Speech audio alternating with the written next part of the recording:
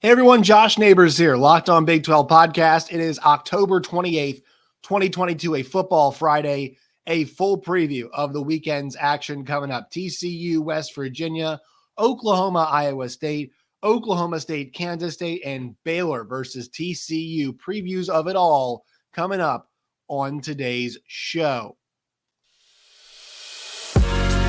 You are Locked On Big 12, your daily podcast on the Big 12 Conference, part of the Locked On Podcast Network, your team every day.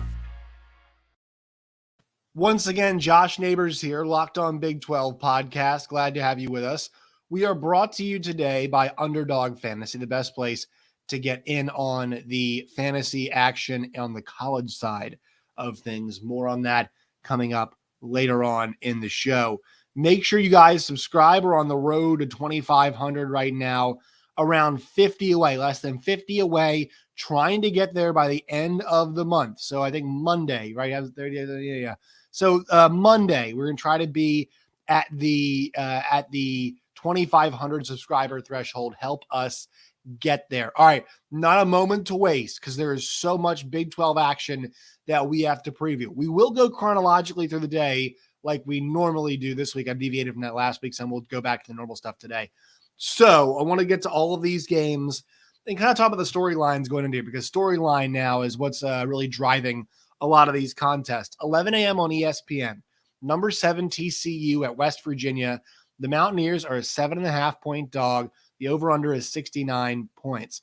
4 Big 12 games this week. All of them have single-digit spreads, single-score spreads too. Every single spread this week is within one score in the league, which is crazy considering we've got a game here where the number one team in the league is going to play one of the bottom teams in the league. And it's funny because TCU is ranked number 7. And, you know, a lot of talk about them, the college ball playoff. I think a lot of the focus on this game is squarely on West Virginia. That's what it feels like. As good as the story as TCU is, that story is going to be there for a bit. But the story for me with this game, it could be the end for Neal Brown right now. And look, I think actually, you know, the more I think about this game, even if West Virginia wins and this becomes somewhat of a signature win for Neal Brown, I don't know if that's enough to justify keeping him. I've mentioned this before on this week, especially. I'll say it again.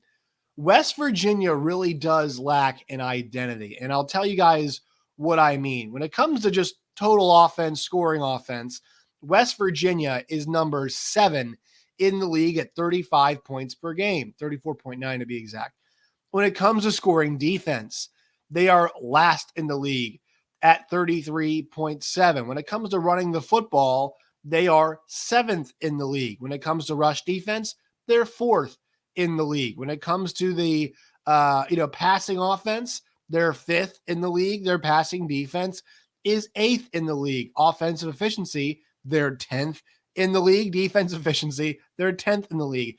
What does West Virginia do well? Nothing. They really don't do anything super well in relation to the rest of the league right now. And this is a topic that, speaking of TCU, we dealt with when TCU last year had their issues.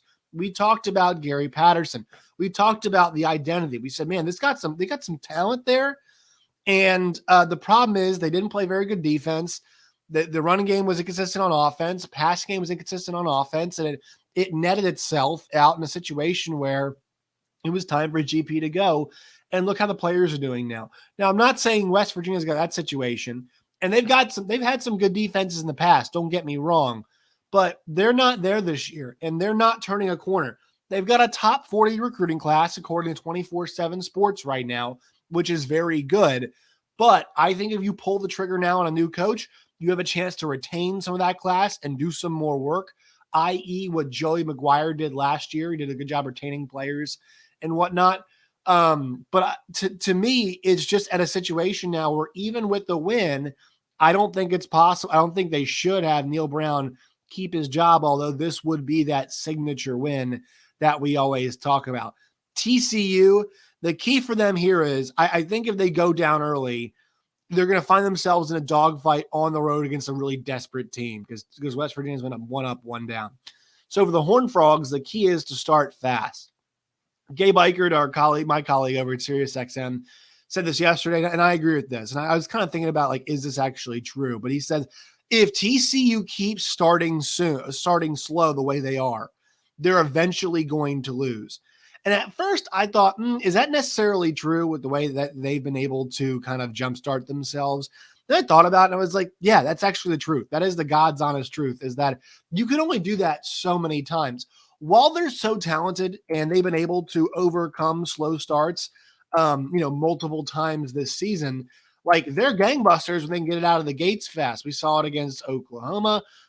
They started slow against Oklahoma State. They started slow against Kansas State, but you saw they ended up winning by 10 that K-State game, besides the injuries and everything. So they need to focus on starting faster. We even saw the Colorado game in start fast, but they can still win games like that. But how many times can you keep doing that? How much longer can you do that for? You've still got some difficult games left on the schedule. You've got Texas Tech. You've got at Texas. You've got at Baylor. You've got difficult games left, so you can't pitter-patter around. You can't be doing that still. And so with that, I believe that despite the desperation from West Virginia, despite the fact that they're at home, it's a noon game, it's a sleepier kickoff. We'll see what the crowd's like, but I'm not going to bet against TCU right now. They're playing really good football when they start playing really good football eventually, once they start getting going.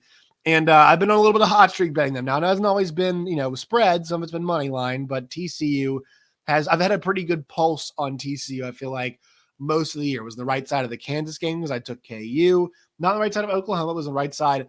I went money line the Oklahoma State game, did not love spreads there, but I was money line on TCU in that contest. That one worked out pretty well. Last week, I was on Kansas State spread and also money line. So feeling like I got a pretty good pulse right now for TCU and how they're playing. I think that they know what they're up against this week. It's going to be a desperate team. It's going to be a hungry team. They got to stay focused. They got to come out there and start fast. I think that they will. Oklahoma, Iowa State. We don't spend too much time in this game because it kind of sucks. It doesn't suck, but it's a weird game. So OU, this game is it's gonna be fun. There's one matchup that's pretty fun. It's going to be the Oklahoma offense against the Iowa State defense. Iowa State defense has been fantastic so far this season. The one weird matchup we got to watch is the Iowa State offense against the Oklahoma defense. Those two units have not been very good. Both of these schools are coming off of a bye going into this game. So who does that favor? Well, Oklahoma was pretty banged up coming out of that stretch that they were in. Maybe it's a chance for them to get pretty healthy. We'll see where Dylan Gabriel is. But they got to establish that running game. They got to get Eric Gray going. And this is a team that's tough to do. And we were talking to Jeff Woody the other day, who used to play running back at Iowa State. And he mentioned, the one thing about this Iowa State defense is, you have to be okay with getting 4 yards at a time. You got to be okay with that. And that is something that I'm curious to see if Oklahoma's offense will be okay with under the Art Briles system, because the whole point of that system is really athletes in space, right? We see it with Tennessee. We see it with OU. We used to see it with Baylor, et cetera, et cetera. Athletes in space is the plan. That's the game plan. That's how you want this thing to operate. That's how you want it to roll. So I'm curious, will that concept work against a really awesome Iowa State defense? And then on the other side, Iowa State take care of the football in this game. Can you run the rock and finally get that running game going? This is a big stay away from me, guys. This is a huge stay away from me on this one. I'm going to go. I mean, if I had to make a pick, I don't. This is where I'm at. I mean, this game is one of those where you're like, I don't know which team's going to come out for either version of this team. Iowa State plays really close games. When you lose, you lost 4, but you lost them by all combined 14 points. So I guess because they play close games and they're at home, you take the points. But really, do you feel good about that? Do you feel super good? No, I don't when I consider this matchup. So that is why I will roll with the Iowa State Cyclones here. See Hunter Deckers and see if, a good chance to tear it up against a really bad Oklahoma defense. But I'm going to say stay away, folks. For the sake of the show, though, we'll make the pick. We'll say Iowa State plus the 1.5. The game of the day in the league at 2:30, on Big Ol' Fox. It's Oklahoma State, number 9 in the land, against number 22 Kansas State. When I put this, I put these graphics in on Thursday. I'm recording this on Friday morning, so I'm not positive. We'll double check now to see what this line is. But is 1 point favorite in this game are the Kansas State Wildcats. The big story of this game, which makes it difficult to handicap, is the injuries, right? So yesterday, heard from Ryan Wallace over at Go Power Cat. He told us over at Big 12 Radio that it sounds like Hayes as safety is going to play. It sounds like Brents will play.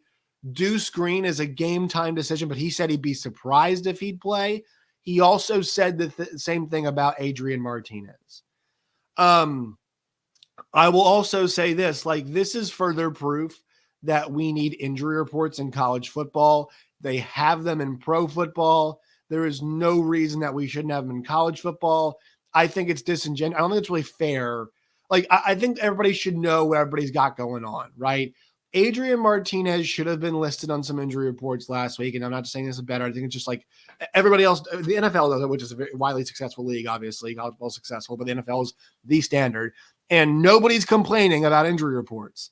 All right, I think also coaches should get fined if they lie on injury reports. Adrian Martinez comes in last week, and we're thinking, okay, he's here he comes, and he doesn't look right. And then Will Howard's in there and he gets injured. Now we don't really know what's going on. And, I think Chris Kleiman was kind of more transparent about it. I just said hey, we'll see on Thursday where he's at. No decision being made.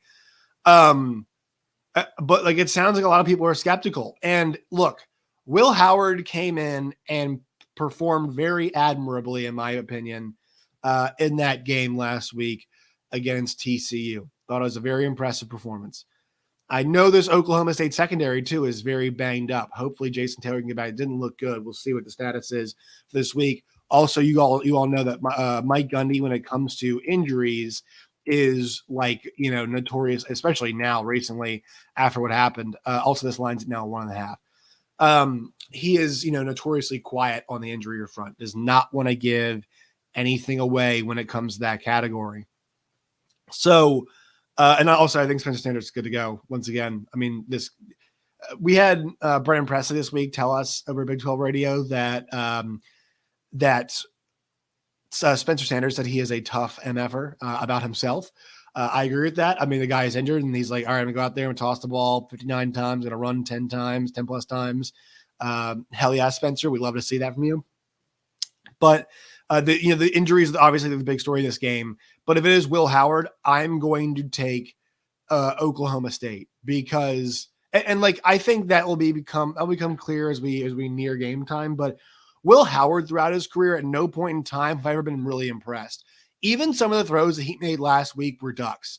They show the replay in the second half, some real wobblers from Will Howard. And I thought it was a Herculean effort, especially after he got injured. Came back in the game. It's a really difficult spot for him to come in. And it sounds like he's getting the reps, though, with the ones all this week. So it could be good. But Oklahoma State, to me, in a spot where we're talking about depth, and I'll think Ryan Wallace made a really good point. Oklahoma State's at a point as a program where these guys who are just ready to play at the next level, the guys who are behind the freshmen, they do a really good job over Oklahoma State preparing kids to be ready to go, to get to that next level. Also, I love what I've seen from Mason Cobb in that defense in the middle. I think he's been fantastic. He's kind of developing that next guy at the linebacker spot. So I love Spencer Sanders. I love Mike Gundy. Because I know who my quarterback is on that side and I like him more, I will take him. I also think the loss of Deuce Green is very important in the middle of the defense.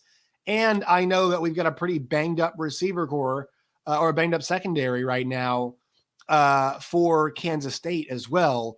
So I'll take advantage of that and I'll take Spencer Sanders. I'll gobble up the 1.5 and I'll take Oklahoma State. But once again, there are so many questions with how banged up each team is that I think will be the big decider, which is sad, but still it's not an excuse. We can't make excuses anymore. Everybody's dealing with injuries and we saw Oklahoma State tough it out. So that could be a big decider, but I'll take not even saying healthier quarterback. I'll take the guy who's playing Spencer Sanders, who I know is playing for sure, and I've seen him do really well injured so far. So I will go with one Spencer Sanders. All right, one more game to get to, but first, a quick word from our sponsors over at Underdog Fantasy. Guys, Underdog Fantasy is the best way. It's one of the only ways you guys can play college fantasy football, basically. So what you guys can do is you guys can download their app at the Google Play or App Store, and you guys can sign up. It's available in most places. You can do things like, here the examples written down, but Anthony Richardson over 162, passing yards. You can do Spencer Sanders over 250 passing yards. Baron Morton under a certain amount of passing yards. Deuce Vaughn over 1.5 total touchdowns. Things like that are available at Underdog Fantasy today. Sign up with promo code Locked On. That's LOCKEDON, Locked On.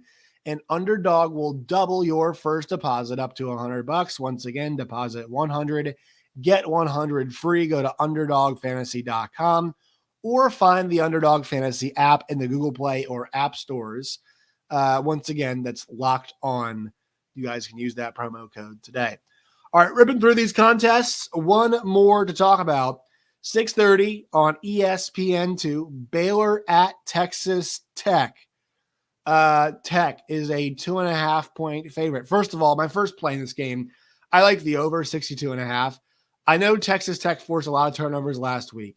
But both of these teams have shown a penchant for scoring, and their defenses have not been excellent. So I like the over. I think we're heading towards a 37-35, 38-33, 42-35 type game. Baron Morton has been, if Baron Morton keeps playing like this, he plays like he did last week, this week, they're going to win this game. They're going to win this game because I know I just said Texas Tech's defense doesn't force a lot of turnovers, but Baylor's out here just handing the rock away. Blake Shapen needs to be more consistent when it comes to taking care of the football. I think there's a good chance that Richard Reese and Monterey Baldwin and now Presley, all those guys can have really good games this week. But, that can also happen. They can also turn the ball over as well.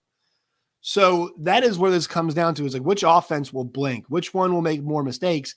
And as of late, Baron Morton's only got the one pick. He's not making as many mistakes. And the funny thing is, Chris Level told us yesterday that Morton's not playing as well in practice. Like what he's doing on Saturdays is not what he's doing during the week. A lot of times you have the inverse, right?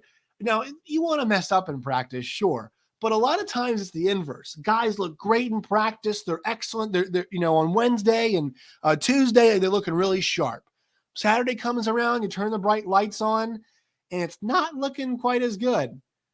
Baron Morton, apparently Tuesdays are bad, Wednesdays could be worse, and Saturdays look beautiful right now. You feel bad for Shuck and Donovan Smith, but you can't take this kid out. He likes to play fast. Chris Level told us he is a gamer. He said he hates to use the term gamer, but he's a gamer.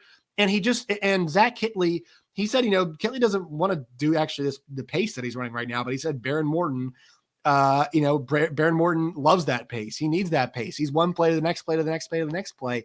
This kid's for real. This kid is for real. And also last week, I love it. The law firm of Thompson, White, and Brooks was awesome. Those are three of the returning players, along with Miles Price, that we thought would be important for distribution. Last week, those guys got plenty of touches. Let me go double check this right now. Texas Tech, West Virginia, pull up the box score. Like Zach Kitley is always stressed getting the ball to his best players. Last week, Brooks was 17 carries. Thompson had 15 carries. Xavier White, 8 catches in this game. Brooks, 2 catches. Thompson had 2 catches. I mean, you total it up. That's 32 carries plus the 8 receptions for White. That's 40 touches. I think it's 43 total. 43 total touches for those guys who were, I know, the rushing thing. Xavier White was a running back, right? Remember that? He was running back, went to wide receiver, and had an awesome game. I love that. And I think they'll do more of that this week. Get these guys in space. I hope it's an old school Big 12 shootout. I'm going to take Tech. I'll lay the 2.5 because they are at home. And I think it's because of the turnover issues that we're seeing right now with Baylor that I'm not sure they can get that thing corrected completely. I think they'll score some points, but I think against the defense, you think you can move the ball all over. You'll take too many risks. We saw it West Virginia. It bit them in the ass. And so I do think, maybe not because Tech's, good at force turnovers because they haven't been, but I think because Blake Shapen's good at turning the ball over. We'll see that. And that young team will, maybe take one more step backwards. But I'll take Tech. They're honoring one Patrick Mahomes. So it's exciting to mention that as well. All right, run through these games of teams joining the league. Tonight, Friday, 7 p.m. on ESPN2. ECU at BYU. Disappointing year for the Cougs. We'll see what they can do against the Pirates at home. Kind of an intriguing game. ECU's been playing pretty well recently. 11 a.m. on ESPN2 on Saturday, USF at Houston. Houston looks like they are steadying the ship right now, getting back on track. Was it back-to-back wins, at least for them right now? They had a bye week. We'll see what they can do. Or no, bye week. They beat Navy last week. They beat Navy. But they're on the right track now, so they can do against USF at home. And then also, finally, Cincinnati and UCF. The Knights are a 1.5 point favorite in this game. This is a critical game because right now Tulane is in the driver's seat in the AAC. They don't have divisions. And honestly, if in this game, if whoever wins this is in number 2 spot, it's very much like the Kansas State and Oklahoma State game that we have this week.